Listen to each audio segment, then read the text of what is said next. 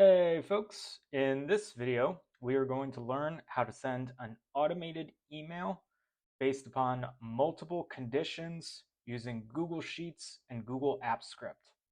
The scenario for this video is a spreadsheet that has payments. So an individual is maintaining a workbook that has a due date for a certain amount, and it indicates whether the payment has been made or if it is overdue. The application of this logic in this project could be applied to a scenario like this, or if you have a project tracker or something else where you want to send out emails to multiple people based upon line items that are applicable to them. The structure of this video is as follows. First, I'm going to give you a demo of the functionality of what this script will accomplish. Then we're going to briefly overview the code so you have an idea of what you're getting into. Finally, we are going to go through a full tutorial that will show you how to write the app script code to accomplish this project. So as I stated, this scenario is based upon payment and overdue billing. So my first column has a person's name. My second column has their email. The third column has the date that the payment is due. The fourth column is a Boolean status field, so you can check this box in order to say that the payment has been made. The fifth column is a serial number. The sixth column is more metadata. The next column is the amount due, followed by the status, and then there is a column that says whether or not a previous email has been sent. So some of the sheet-specific functionality allows the individual to check a box over here, which will show that the payment has been made, and thus column H no longer shows an overdue status. So you can see that Hallie had a payment that needed to be made on May 12th, and since that payment has been made, the line item has been checked off, and thus there is no overdue field that requires a follow-up. In the case of Matt, he had a bill that was due on June 1st that was not made, and thus he still has an overdue status in here. Additionally, on August 2nd, he was sent an email that said that his payment was overdue, but he has not yet followed through with his payment. Mark also has a payment that is due, but as you can see, an email has not yet been sent. Christy does not have a payment due. Now, the way that the overdue status is being calculated is by using an array formula. I'm not going to walk through how to create this specific sheet here, but in the event that you have interest in this, reach out in the comments section or hit me up over email, and I'd be happy to consider creating a follow-up that talks about how to construct this sheet. But for my purposes, I would presume that you have this sheet. And if I get enough demand, I'll share the sheet, copy the sheet if you just want to work off of this. So what I'm going to do now is open up my script file so that you can see the code overview. So we're going to be creating 3 files. The first is going to be our code file, which is going to be the backbone of the application. Additionally, we are going to be creating a custom function called getSheetById. This is my preferred method for extracting data from Google Sheets, usually using AppScript or Python or any programming language. And then we're also going to create an HTML file, which will allow us to build out our email so that when it's delivered to people, it has HTML styling on it. So we're not going to be doing, robust HTML styling. It's just going to be basic structure of an HTML email. I also want to point out that we are going to write a conditional statement in here that will identify if an email has been sent previously. So I am going to run my main file in here, and you can see that we are going to have some logging in here that is going to give an indication of what our script is doing. We are also going to add in a sleep function to ensure that we don't overload our API. If we're sending a lot of emails to a lot of people, we're going to want to space it out a little bit. And now we can go to my email here, where we will see 2 emails being sent. So a little trick that I use when I develop email projects is I create fake email addresses. So you can see here that this is the email from Matt and this is the email from Mark. The reason that they're going to the same email address is because I'm using my email and then I'm using a plus symbol and then Mark's name here so that I know that that's the Mark email. And then this is just my standard email here, which you can contact me at if you have any questions, where the Matt email is going. So when we open up the Matt email, you can see that we are saying hello and then the person's name, and then we have some boilerplate text. And then you can see we also have that line that includes you were last sent an email about this on August 2nd, 2024. And now we open up Mark's and you can see it doesn't have that. And the reason that it doesn't have that is because Mark had not yet been notified of an overdue payment. So this is the first time that we're contacting Mark, and thus he is just getting notice of an overdue payment. When we go back to the sheet, you can see that the email sent column has been updated so that both of them have data that we can use in the next time if we have to send this email that indicates that an email had been sent on August 16th. Now, let's say that Mark has, he gets his email and within a week or whatever our timeline is, he makes his payment. If he selects the status column over here, the overdue statement goes away. But you can see Matt still has an overdue email. So we are going to run our code again. And you can see that we are processing Matt's email. Our program is sleeping for 10 seconds.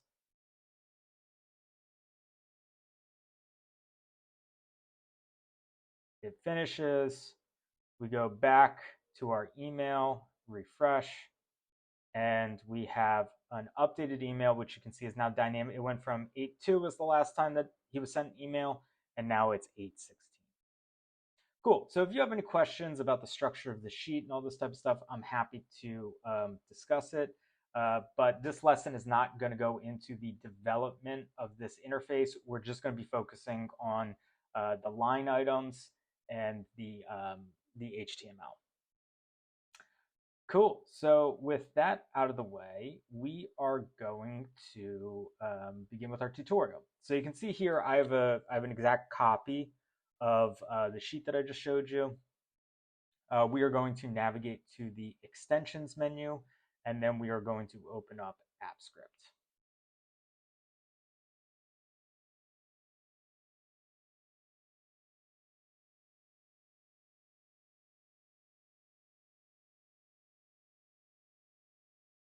We are going to change the title of our project to automated email.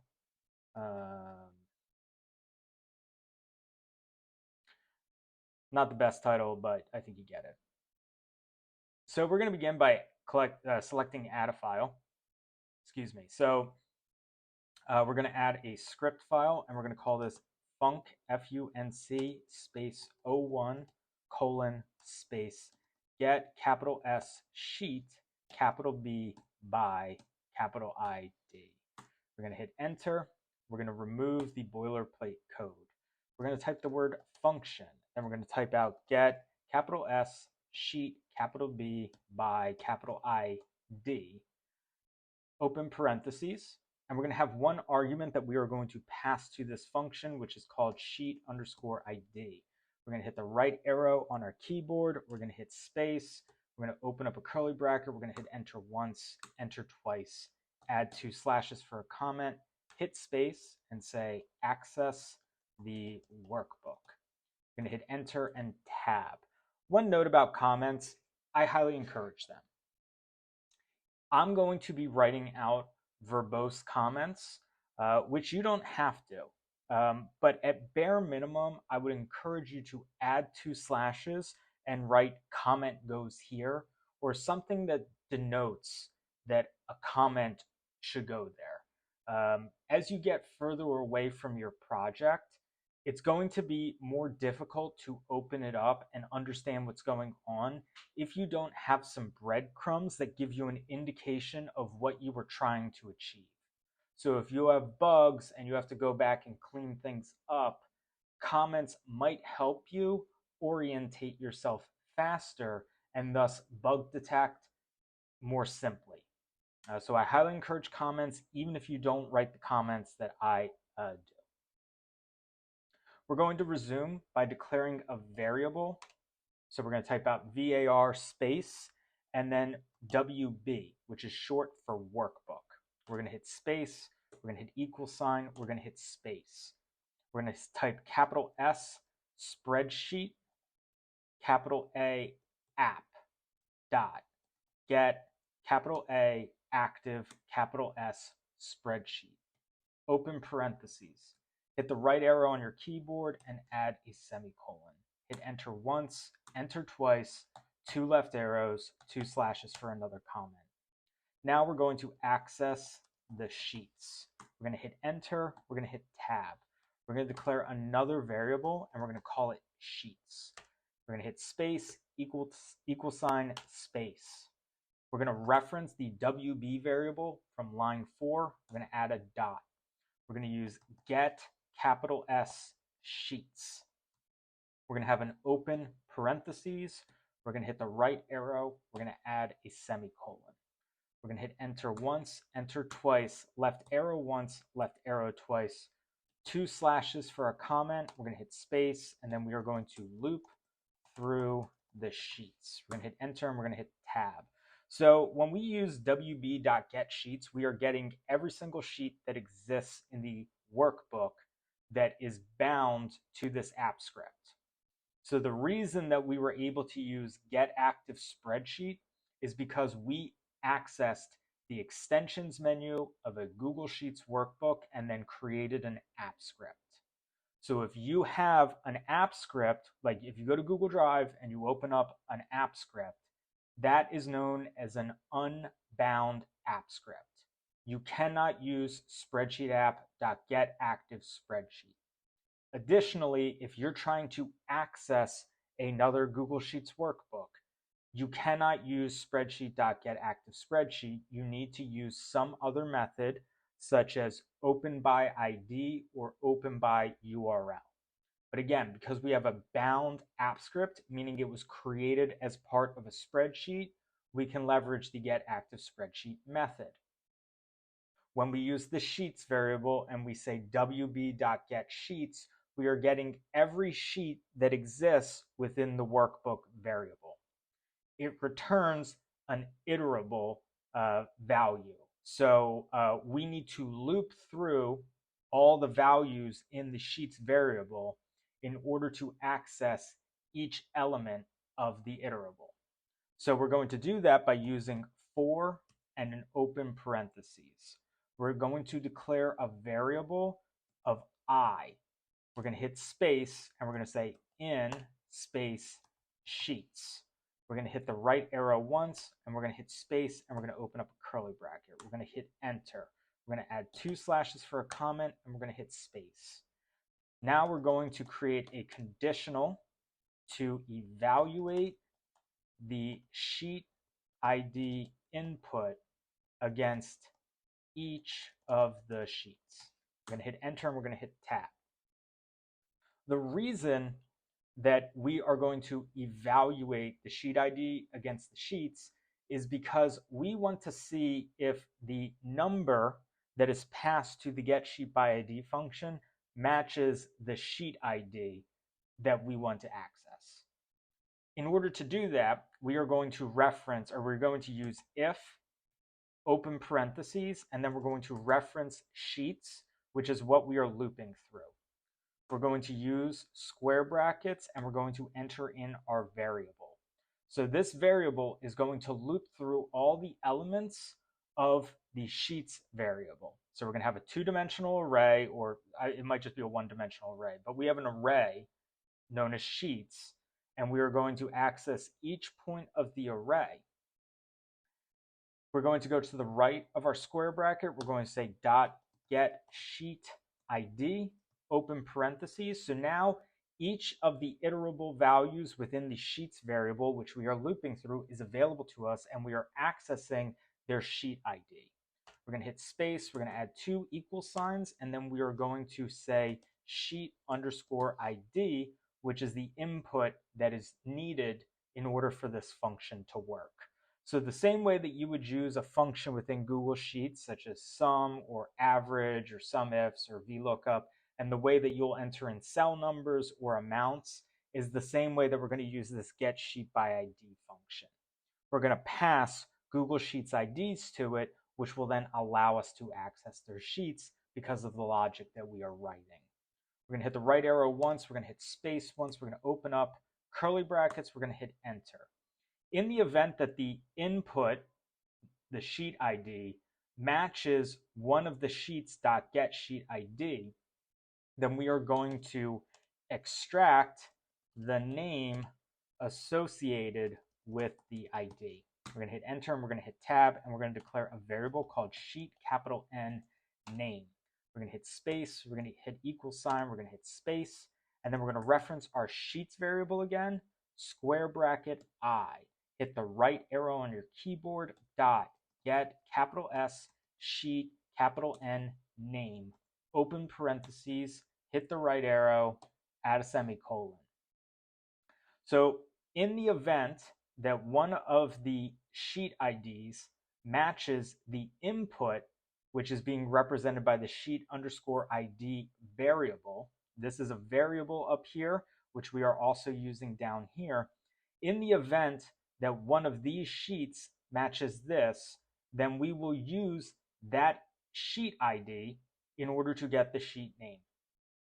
So if you're still on line 14, you're going to hit down arrow once, down arrow twice, enter once, enter twice, left arrow once, left arrow twice, 2 slashes for a comment, hit space, and now we will return the sheet by using the getSheetByName method. We're going to hit enter, we're going to hit tab, we're going to type out return. We're going to hit space, and then we're going to type wb.getSheet, capital S, by capital B, name, capital N. We're going to have an open parentheses. We're going to hit the right arrow on our keyboard. We're going to add a semicolon. We're going to hit enter, and we have a completed function in here. Now, additionally, I'm going to add 2 slashes and a space. I'm going to say logging for transparency. I'm going to hit enter. I'm going to hit tab, and I'm going to use capital L, logger.log, and then I'm going to have an open parentheses. And then I am going to type sheet capital N name. So that's the variable on line 14. So now when this function runs, actually, you know what? We're going to copy that. I don't know if you can see, if you followed along, you see how this is grayed out. I think because we have our return statement up there, that's where this function will end, and thus this logging will not work. So let's highlight it, copy it, delete it. Hit the up arrow on your keyboard once, up arrow on your keyboard twice, up arrow on your keyboard 3 times, hit tab, hit enter, and then paste in that logging for transparency, hit enter. And now you can see it's no longer grayed out, so that when we use this function, it should provide us with the name of the sheet in our execution log. So the reason that we went through all of this, and I apologize actually, there was one thing that I missed here. We also need to add that sheet name on line 22. So we're going to do wb.getSheetByName, and then we're going to pass sheet capital N name to that getSheetByName function method. So the reason that we did this whole roundabout way of using getSheetByName is because getSheetByName is vulnerable to error in the event that your spreadsheet name changes. In my experience, when I produce a Google Sheets workbook or I use a Google Sheets workbook that somebody has delivered to me, there is a lot of adjustments that are made, whether it's like adding new columns, removing rows, removing sheets, adding sheets, changing sheet names so that it's human readable. When the sheet name changes, using the get sheet by name method breaks because you're asking it to get a sheet by name that no longer exists in the workbook. If you use the sheet ID, then you are using something that does not change. Therefore, if people change the names of their sheets, it will not impact your code. And thus, you will not then have to go in and change your code to then reflect the name that they are using. So you don't have to use this function, but I highly encourage it. So now what we're going to do is we're going to make sure this function works. So we're going to go back to our code file. We're going to go to the end of line 1. We're going to hit enter once, enter twice, 2 slashes for a comment, and then we are going to say test the get sheet by name function. So we're going to hit enter, we're going to hit tab. So what we'll do is do logger.log, and we're going to have an open parentheses, and then we're going to go back to our sheet. So when you want to use this function, you can see that up top here in the URL, we have a GID equal sign, and then we have the number 0.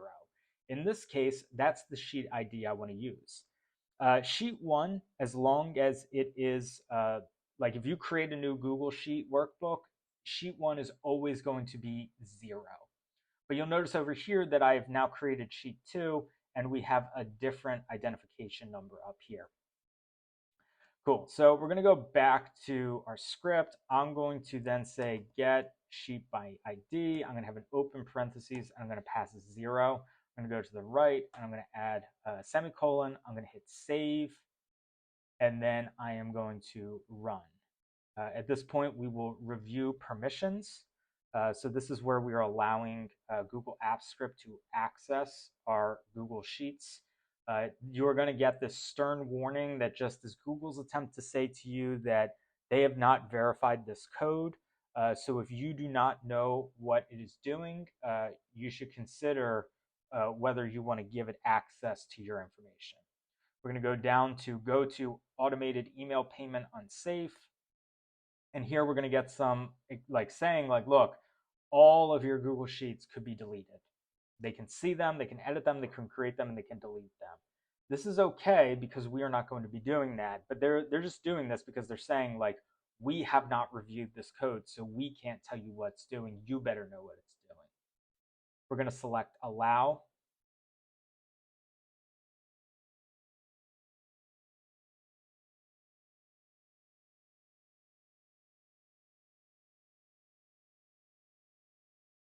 Authorization was slow but successful. And you can see that we are returning the name sheet1. So we are getting that logging in here, which is great. I'm going to run it again. I don't really know why it said sheet. Okay. Oh, my apologies. Because it's basically logging that sheet by ID 0 is sheet1. Okay, cool. So this works though. So let's get rid of all that because we don't really need it. We're going to replace it with 2 slashes, and now we are going to access the sheet with the data. We're going to hit enter, we're going to hit tab, and we're going to declare a variable called data capital S sheet space equal sign space. Then we're going to get sheet by ID, open parentheses, and I'm going to pass in 0. Again, you can pass in whatever identification number your data exists on. We're going to add a semicolon. We're going to hit enter once, enter twice, left arrow once, left arrow twice, and we're going to hit 2 slashes for a comment. And now we will extract the values. We're going to hit enter, and we are going to hit tab. We're going to create a variable called data. We're going to hit space, equal sign, space, and then we are going to reference our datasheet variable. We're going to use dot, and we're going to say get range with an open parentheses. Get range takes 4 arguments. The first argument is the row number that we want to start at. We want to start at row 1. We're going to add a comma. We're going to hit space. We want to start at column 1. So we're going to enter another 1. We're going to add in a comma. This represents the number of rows that we want to extract data from. So I'm going to go back to my sheet just so that you can see. I'm going to delete sheet 2 because I don't need it. So basically, um, the way that this third argument works is we are starting at row one, column one, right? So that means that we are starting here. If we didn't do anything else, we would just return row one, column one. But now we have the ability to say we want however many rows, right? So if we just wanted these rows here, we could just enter the number 8 and it would return these 8 rows here. But we want something a little bit more dynamic than that because we are looking to automate this script. Therefore, we want to dynamically evaluate how many rows of data exist. So I'm going to go back to my script in here, and I'm going to use that datasheet variable again. I'm going to use dot, and then I'm going to use get last row. Get last row has lowercase g for get, capital L for last, capital R for row. We're going to open up a parentheses. So the way the get last row works is it logs the row number of the row, the last row with a value entered in it. So that means that if somebody hits enter and space, that is technically a value that get last row will recognize. So that's just something to consider in this process, is making sure that you actually know where your last row is. And that's something that's going to come up when we are dealing with the array portion of my code, but more on that in a little bit. So if you want to get every row in your spreadsheet, which there are use cases for that, I don't think we'll be doing that in this tutorial today, you can also use get max rows, which will just return the very last row in your workbook, regardless of if there's any data in that row. We're going to add a comma and space and have our final argument, which is the number of columns that we want to use. So the same way that we're determining the number of rows, we have to determine the number of columns. So we're going to do data sheet dot get capital L last capital C column, and we're going to have an open parentheses. We're going to hit right arrow once, right arrow twice, and then we're going to use dot get capital D display capital V values. Now, I just want you to note that there is a get display value and get display values. Make sure you do values because you want to extract more than one value. If you do .get display value, you're going to get an error because you're trying to collect more data than just one value. Add a semicolon. Now, one note about get display values returns data as they appear, which results in it coming back as a string. So a string is something that has letters. So in the case of something like this, where we have payments like numbers, if you're looking to do math in your app script, then you can't use get display values because you can't do math functions on strings. They need to be formatted as integers or floats. But for this purposes, we are not doing any math in here, and we care more about the presentation and the formatting of the data rather than manipulating the data. We're going to hit enter once, enter twice, left arrow once, left arrow twice. We're going to add 2 slashes for comment, and we are going to be logging for transparency. So we're going to hit enter, and we're going to hit tab, and we're going to do capital L logger.log, and then we are going to do data. We're going to have semicolon, and then we are going to run our script. So you can see here that our logging is resulting in 2 output lines. The first one is the name of our sheet, which is coming from the get sheet by ID function. And then the second output is coming from logging our data variable. Now, as I mentioned, when you use get last row, you get everything that has a value entered. Now, when we go back to my sheet, you'll notice that I have about 20 rows of data in here, right? So you can see here's row 1, here's row 20.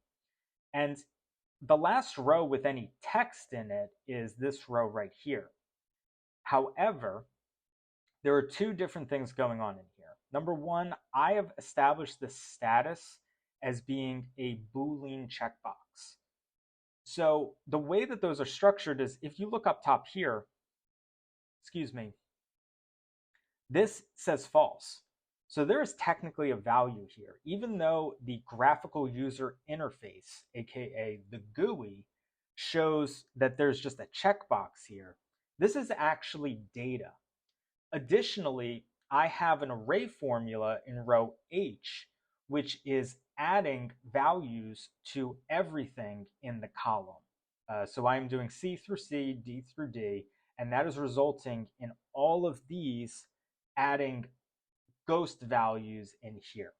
So we are going to use some conditional logic as we go further into our scripting in order to mitigate those quote unquote null values that actually have values in there. So we are going to hit the X there. We're going to resume on line 10. We're going to hit enter once, enter twice, left arrow once, left arrow twice, and then we're going to enter 2 slashes for a comment. We are going to loop through the data. We're going to hit enter, we're going to hit tab. We are going to use a for loop. We're going to have an open parentheses, and then we are going to declare a variable of I space in space, and then we're going to reference our data variable.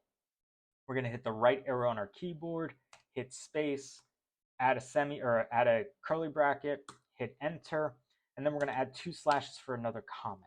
We're going to add a conditional to exclude rows that do not have an email address.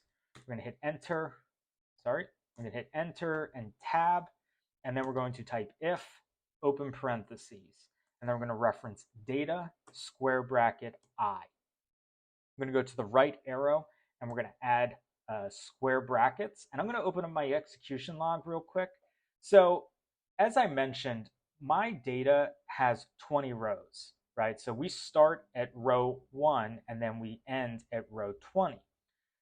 When you're working in Google Apps Script and you see these square brackets like this, that means that the data is stored within a 2-dimensional array. And arrays are 0 indexed. And what that means is that instead of starting at the number 1, like our spreadsheet does, the array starts at 0. Therefore, the first value is represented by a 0. The second value is represented by a 1. It's important that you understand this when you are trying to reference the data that you want to extract from your arrays when working within Google Apps Script. So in this case, our ambition is to exclude rows that do not have an email address. Therefore, we need to identify what numerical value the email data point is stored at. In this case, if we were in our spreadsheet, it would be column 1, column 2. But again, because we are in a 0 indexed array, that means that this column is actually column 0, and this column is column 1. So when we are entering a value in here to represent the email address, we are going to represent it with the number 1, even though it's technically the second data point. We're going to hit space, and we're going to use an exclamation point and an equal sign.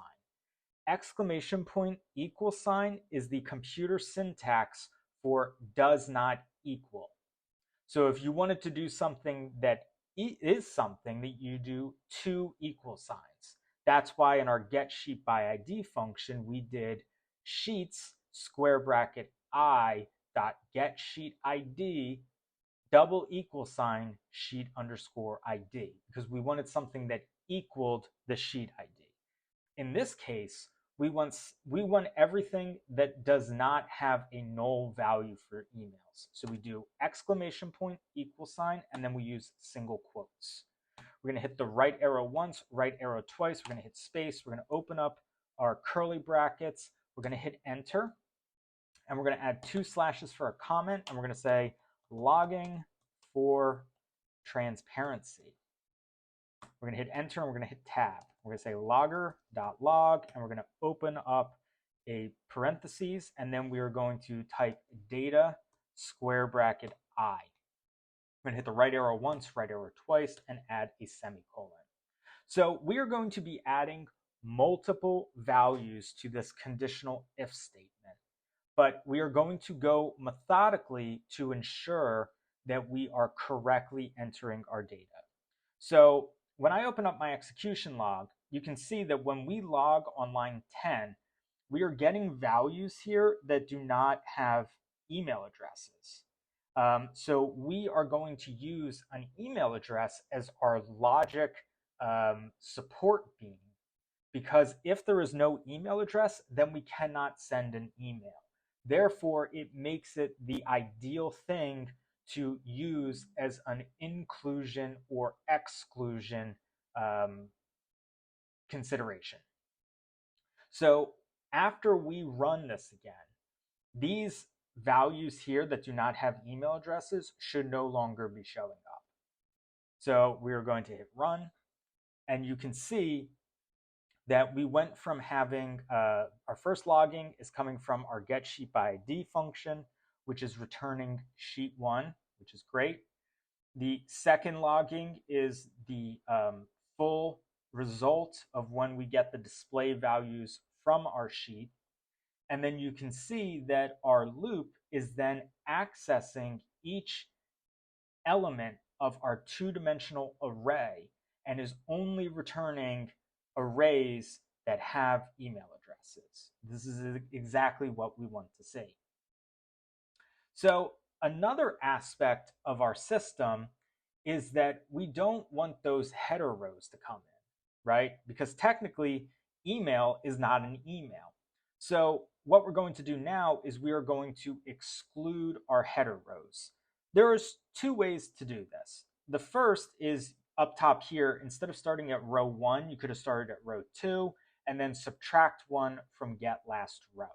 The reason that you would have to subtract 1 from get last row is because get last row returns the number of the row, the number of the last row with data input, right? So if I go back to my spreadsheet here, if we started at row 2, right? So instead of typing 1, we start at 2, and then the last row with a value is 8, that means that when we get the range and get the display values, we would be doing 1, 2, 3, 4, 5, 6, 7, 8 rows.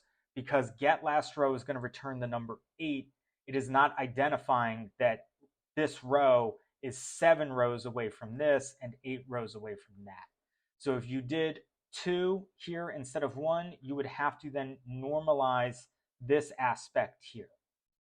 I don't think we have to do that because we have another logical way to approach this, which is we can say and space data square bracket I, and then we're going to go to the right, and then we can use square bracket, and then we can pick one of our headers, right? So in this case, I'm just going to do the first one, which is name. Now, I do want to note that there is some vulnerability here in the event that the name of these headers change. So, you know, there's a couple different things for consideration here. Typically, you know, it's a stable point to develop off of, but this is one aspect of this logic that you might want to revise based upon what your scenario is. So I'm going to add a 0 here. I'm going to hit the right arrow once. I'm going to hit space, and I'm going to use an exclamation point equal sign space. I'm going to say where it's not name. So I'm going to hit run again. And now you can see that we're only getting line items that have an email address in it. And you know, now while I'm thinking about it, what we could do that would be much more stable instead of excluding by the name. I'm doing this on the fly, so I apologize if this doesn't work. But I'm going to try doing square bracket 1, and I'm going to do includes an at symbol. So I'm going to use single quotes and at symbol. So the reason that I'm doing that is because email addresses will always have an at symbol because they need to have an email address that is whatever. An email address is an at symbol. I don't know how to explain it any more simply than that. So I'm going to save this and cross my fingers, and I hope this works. Cool. And now you can see that it works. So this is a much more stable solution because we are rallying around that logic system that we have where we're saying where the quote unquote email column is not null and the email column includes an at symbol. So that then removes our header row, which does not have any data that we are ever going to want to email. So the final thing that we want, because we are sending overdue emails, is we want to reference the overdue column. So that's column 0, 1, 2, 3, 4, 5, 6, 7. So we are going to say space and data square bracket I, hit the right arrow, square bracket 7, hit the right arrow, space, exclamation point, equal sign, space, single quote. So if we look at our execution log over here, you can see that each of these has overdue value. So what I'm going to do is clean this up so that not all of them are overdue. So you can see that Mark no longer has something overdue.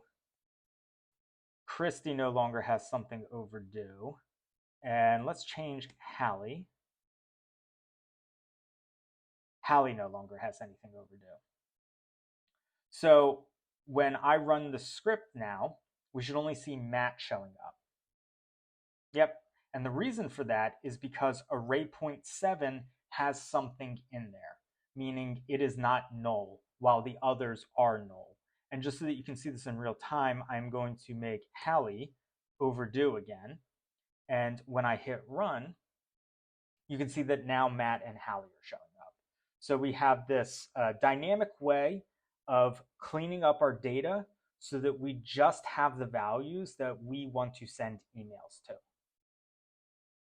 So we're going to take a break from our conditional statement to go up to the add a file menu prompt. We're going to add an HTML file. We're going to call this email. And when you call it email, you'll see that it gets a .html on it, and now we have an HTML file. We're going to be using this HTML file in order to populate the content of our email body. So we're going to go back to our code file now, and we're going to resume from line 17, where we have our logging for transparency. We're going to hit enter once, and we are going to hit enter twice, left arrow once, left arrow twice, and we are going to use, no, you know what we're going to do, actually, my apologies. Let's start back at line 17, hit enter once, and then we're going to use logger.log, and we are going to log out I. And actually, you know what we're going to do? We're going to add single quotes in there, and we're going to say, this is the number of the row. And we're going to add semicolon and a space. We're going to hit a right arrow and a space, and we're going to add a plus symbol. We're going to hit space, and we're going to add I. So we're going to run this again, just so that you can see what's happening. So you can see here we're getting the data point, and then we're saying the row, and then we're getting a data point, and then we're getting the row. We're going to need this in the future in order to write the last time that we sent an email. More on that in a little bit. So we're going to resume here and hit enter once, enter twice, left arrow once, left arrow twice. And now we're going to add 2 slashes for a comment where we will say connect to the HTML template and hit enter and tab. We're going to declare a variable called HTML space equal sign space. We're going to say HTML capital H HTML capital S service dot create template capital T from capital F file capital F. We're going to have an open parentheses, single quote, and then we're going to use the name of the email file without the HTML portion, right? So if you called your file something else, that's what you're going to be entering here. You do not need to have the HTML portion of the file name. Hit the right arrow once, right arrow twice, add a semicolon, hit enter once, enter twice, left arrow once, left arrow twice. And now we're going to add 2 slashes for a comment where we make the data collection available to the HTML file. We're going to hit enter, we're going to hit tab, and now we are going to say HTML dot data. So when we say HTML, it's this variable right here. And I apologize, that's probably not the best name for it because it's just email, HTML, all that type of stuff. I apologize. But basically, the HTML that we typed out there is merely this variable on line 21. And then when we say dot data, it's representing this loop that we're looping through up here. So this is just a name. You could call it whatever you want to. I'm just going to call it data so that it remains consistent with our naming conventions above. We're going to hit space, we're going to hit the equal sign, and we are going to hit space. We're going to type out data, and then we're going to add square brackets and I. So when we are logging this data, square bracket I, that's the same thing that we're referencing down here when we have html.data. We now have a variable that we can use within our HTML file. We're going to add a semicolon there. We're going to hit enter once. We're going to hit enter twice. Left arrow once, left arrow twice. We're going to add 2 slashes for another comment. And now we are going to say connect to the HTML template. We're going to hit enter. We're going to hit tab. We're going to declare a variable, and we're going to call it email capital T template space equal sign space. We're going to reference our HTML variable from line 21 dot evaluate opening parentheses, hit the right arrow, dot get capital C content open parentheses, right arrow, semicolon. We're going to hit enter once, enter twice, left arrow once, left arrow twice. We're going to add 2 slashes for a comment, and now we are going to send the email. We're going to hit enter. I'm going to scroll down so that we have a little bit more space for you to see. We're going to hit tab. We're going to reference capital G, Gmail app, capital A, dot send, capital E, email. We're going to have an open parentheses. The first argument that we're going to pass in is the recipient of our email. So I'm going to hit enter, and I'm going to hit escape just so that I don't have that pop up there. So we are going to use data, square bracket I, hit the right arrow, square bracket 1. The reason that we're doing that is because that is where, or the reason that I'm doing that is because that's where my email exists, right? So index 0 is the name, index 1 is the email. So that's why I'm referencing data, square bracket I, square bracket 1, because that's where the email exists. I'm going to click to the right of the square bracket 1, and I'm going to add a comma. I'm going to hit escape because I don't want that pop-up there. I'm going to hit enter. I'm going to use double quotes, and I'm going to say overdue payment. So this is the subject of the email. You can add to it as you like. You know, I don't know if I have anything in the data that I want to add in there. Okay, so I'll use this more info as a way of showing you how you can do. So like I'll do overpayment colon space. I'm going to go to the right of the double quotes, and I'm going to hit space, and I'm going to use a plus symbol. That's how you concatenate values. I'm going to hit space, and I'm going to type data, square bracket I. I'm going to click to the right. I'm going to use square bracket. I'll open up my execution log. 0, 1, 2, 3, 4, 5. So I'm going to use index point 5. I'm going to hit the right arrow. I'm going to add a comma. I'm going to hit enter. So this is where we're going to add a message in the event that they are unable to use our HTML template.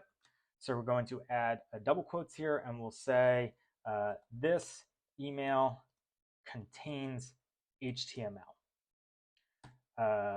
semicolon, if you're seeing this, then the HTML is not showing. We're going to go to the right, and we're going to add comma. I'm going to hit escape. I'm going to hit enter. And now I'm going to add in curly brackets so that I can identify HTML, capital B, body, colon, space. And then I'm going to use that email, capital T, template on line 27. That way we are able to use the HTML template in our email body. We're going to hit the down arrow once, down arrow once, enter twice, left arrow once, left arrow twice. We're going to add 2 slashes for a comment, and we're going to hit space. And now we are going to establish logic to write the date back to the sheet. We're going to hit enter, and we're going to hit tab. So we're going to reference data, capital S, sheet, dot, and then we're going to say get, capital R, range, and we're going to have an open parentheses. This is where we're going to use line 18's, this is the number of the row. We're going to use this to programmatically evaluate what row we need to write the date to. So you'll notice here for Matt, we have the number 1, and for Hallie, we have the number 7. When we go back to the sheet there, you can see that Matt is actually in row 2 and Hallie is actually in row 8. Again, this is because in AppScript, the loops and the arrays are 0 indexed. Thus, the first result is going to get a 0 and the second result is going to get a 1. So when we see 1 and 7 here, that's because they're coming from a 0 indexed environment. So we're going to have to normalize those values here. Now, as I mentioned before, like in this instance, they will come back as strings. So you can't do math to them. We're going to have to normalize it, and we're going to do that by typing capital N, number, open parentheses, and then we're going to pass in I, which is our iterable variable from our for loop. We're going to hit the right arrow once, we're going to hit space, and we're going to hit +1. So in this case, instead of doing plus and being a concatenation, because we have a number plus a number, meaning there's no single quotes or double quotes around it, because we are doing a math function, we are going to get number 2 and number 8 instead of 1 and 7. So we are now programmatically and dynamically identifying the row number that the data is coming to so that we can set stuff back. So we don't need to type my apologies. We don't need to type how many rows we need to go and how many columns we need, because we just need one, right? We just want to write the date that the email is sent to this column over here. So we're going to use a comma, and then we're going to say data, capital S, sheet, dot, get, capital L, last, capital C, column, open parentheses, and now this will dynamically reference the last column in the range. Now, of course, this becomes a problem if you start adding columns to the right of this email sent column over here. So just keep that in mind as you construct your environment, that you have stable logic grounds to build upon. So what we're going to do now is go to the right of our parentheses and add dot set capital V value. We're going to have an open parentheses, and we're going to type the word new space capital D date, and we're going to add a semicolon there. We're going to hit enter once, enter twice, left arrow once, left arrow twice. We're going to add 2 slashes for a comment, and we're going to say logging for transparency. We're going to hit enter, and we're going to hit tab. We're going to do logger.log, and we're going to use single quotes, and we're going to say the program is sleeping for 10 seconds before resuming. We're going to hit the right arrow once, right arrow twice. We're going to add a semicolon. So this is the very last step in the establishment of our app script logic before we move on to creating the HTML. We're going to have this sleep a little bit because in the event that you're sending hundreds of emails, I don't know who the audience of this video is and what type of stuff they're going to want to do. But if you're sending a lot of emails, you might get to a point where Google, you max out Google. So by having it sleep, that will give it some time to kind of like regenerate any type of timing issues that might come up. So if you are running into something like that, I encourage you to research utilities.sleep, and that's what we're going to be using. So we're going to use enter once, enter twice, left arrow once, left arrow twice, 2 slashes, and we are going to say sleep. We're going to hit enter, we're going to hit tab, and then we are going to use capital U, utilities.sleep. We're going to open up a parenthesis. So you can see in here that 10,000 milliseconds represents 10 seconds. So based upon this documentation, the number of milliseconds to sleep. So what we're going to do in here is enter in 10,000.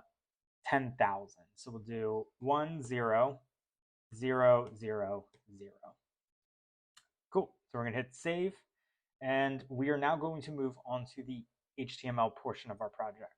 So we're going to navigate to the HTML tab. And we're just going to use some very basic HTML in here. So we're going to have a less than sign, and then we're going to use a p tag. We're going to use a greater than sign. We're going to close off our p tag using /p, and then you can see it automatically closes the p tag for us. So we're just going to say hello, space, and then we're going to use less than sign, question mark, equal sign, space. We're going to reference data, square bracket, 0, square bracket. We're going to hit space, we're going to have a question mark, and we're going to have a greater than sign. So this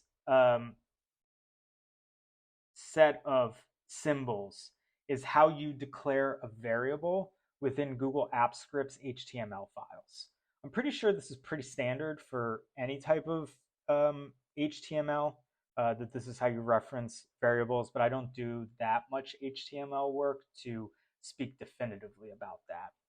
The reason that we're using the word data over here and 0 is because in our function file, or sorry, in our code.gs file, you'll remember that on line 24, we created html.data, and we set that equal to data square bracket I.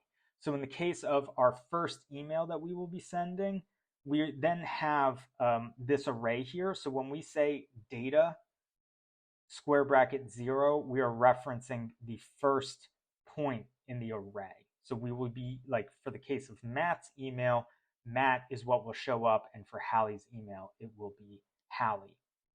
So that's why data square bracket 0 is here, as well as these symbols here. So make sure that you have less than, question mark, equal sign, followed by your variable, in this case, data square bracket 0, followed by question mark, greater than.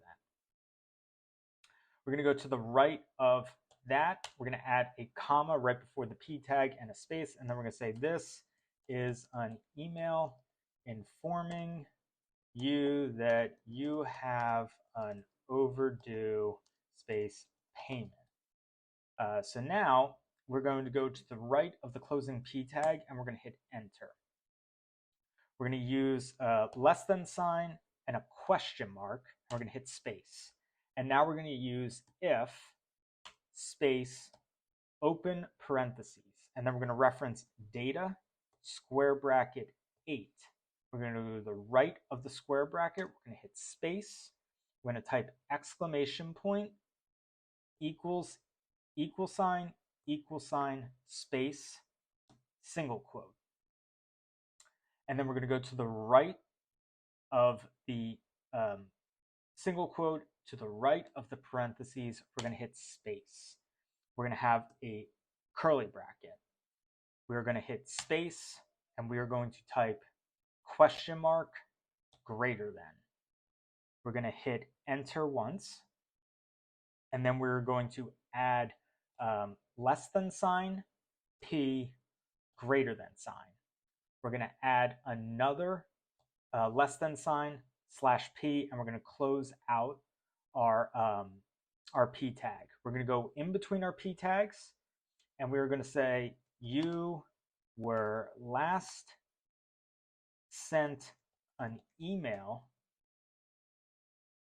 about this on space, and then we're going to use less than, question mark, equal sign, space, data, square bracket 8, closing square bracket, space, question mark, greater than sign. We're going to go to the right of the closing p tag to where we have our square bracket. We're going to hit enter. We're going to use a less than sign, question mark. We're going to hit space. We're going to go to the right of the curly bracket. We're going to hit space, and then we're going to use question mark, greater than sign. So these semicolons here should be colored red like this. This is the syntax for us to be able to weave an if statement into our HTML file.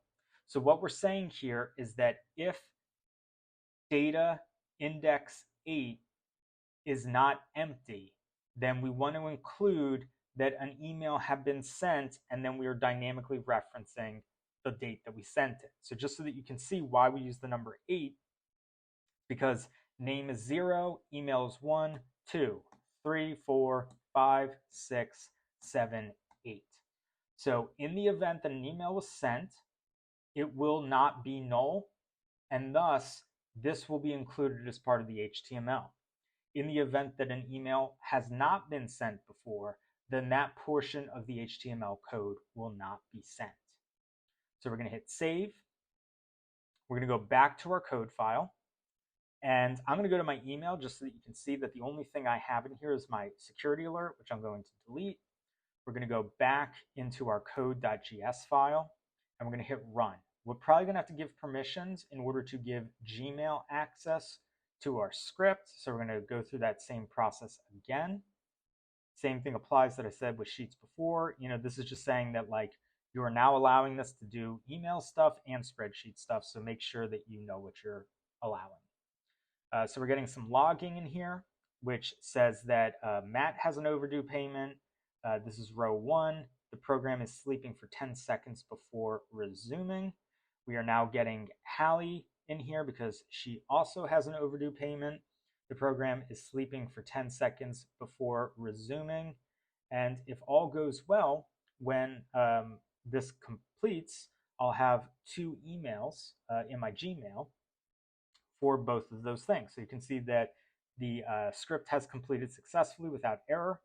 I am clicking over to my Gmail. I have a security alert from Google, which I don't need, so I'm going to just delete that. Oops, sorry. Okay, delete that. And you can see that we have overdue payment. This is for our guitar. And when we open up Matt's, we can see that, hello, Matt, this is an email informing you that you have an overdue payment. You were last sent an email on 8/2. Great, looks wonderful. Hallie has overdue payment, but she doesn't have anything there. Let me check out my sheet. Yep, so Hallie doesn't have any more info here. That's why that's null. And then you can see that because she had not been previously sent an email, there is nothing at the bottom here. And when we open this up, she now has, both of them have 8/16 as the last time that an email was sent. Cool, so this was a long one. I hope that you found it interesting and that you have some type of application for it. If you have any questions about this, please feel free to reach out on my email. You've seen it multiple times throughout this video.